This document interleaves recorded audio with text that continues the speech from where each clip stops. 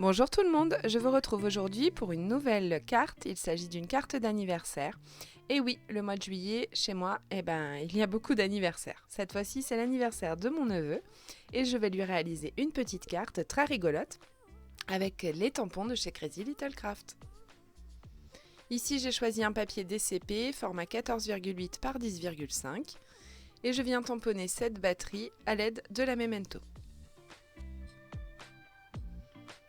Je vais réaliser une mise en scène avec la batterie, la planche de tampon c'est la musique ou vive la musique, et une autre planche de tampon avec les petits singes.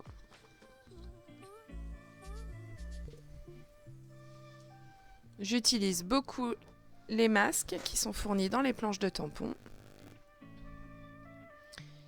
Ici, il s'agit de bien tamponner et de bien positionner ces masques.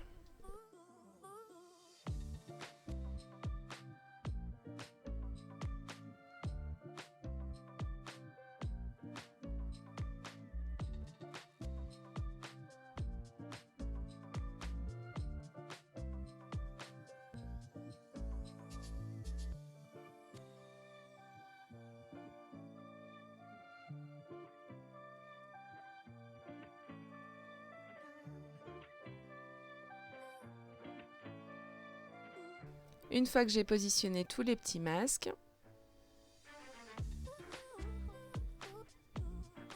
donc sur la batterie, sur les petits singes, je vais pouvoir passer à la mise en couleur de mon fond. Ici, j'ai choisi deux couleurs de Distress Oxide. Pour le bleu, il s'agit de Speckle Egg, que je viens renforcer à l'aide du Fada Gin sur les bords de ma carte pour lui donner un tout petit peu plus de profondeur. Et rehausser un peu la couleur bleue. Puis pour le bas de la carte, une seule couleur, il s'agit de Vintage Photo.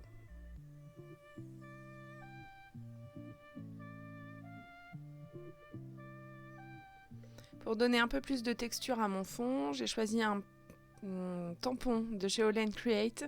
Il s'agit du tampon Numerator que je viens ancrer à l'aide de la Fada Gin. Donc comme je vous le disais, ça donne un peu plus de texture à mon fond. Et comme il reste des pigments de Distress Oxide sur mon tampon, je viens les récupérer sur un morceau de papier aquarelle qui traînait sur mon bureau. Je fais exactement la même chose sur le bas de la carte, avec cette fois-ci la même couleur, c'est du ton sur ton, il s'agit de la Vintage Photo. Ici je prends un pigment Ease Ink. Alors la petite pipette est cassée mais c'est pas grave, ça ne m'empêche pas du tout de m'en servir. Je fais quelques petits splatchs et il s'agit de la couleur caviar. Je sèche le tout à l'aide du heat gun pour éviter que ça ne fasse des taches et que pour tout simplement que ce soit bien sec. Et je viens enlever tous les masquages.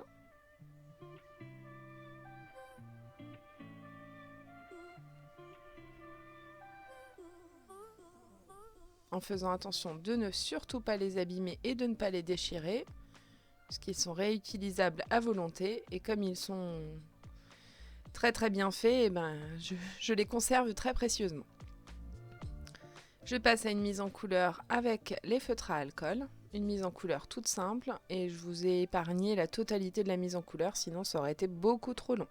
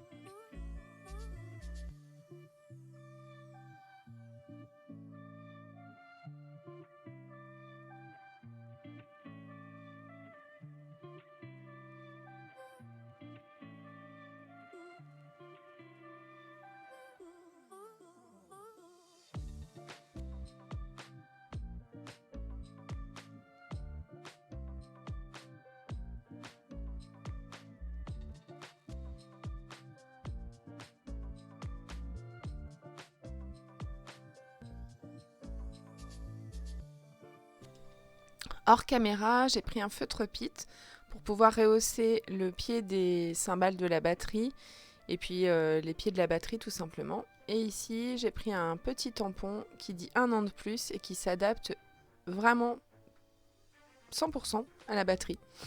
Donc du coup, je l'ai positionné ici. Pour le reste de la vidéo, je suis désolée, mais il va manquer quelques petites choses. Ici, j'ai fait des tamponnages, donc toujours à l'aide de la Versafine. Mais par contre, c'est deuxième, troisième génération, pour ajouter encore un peu plus de texture.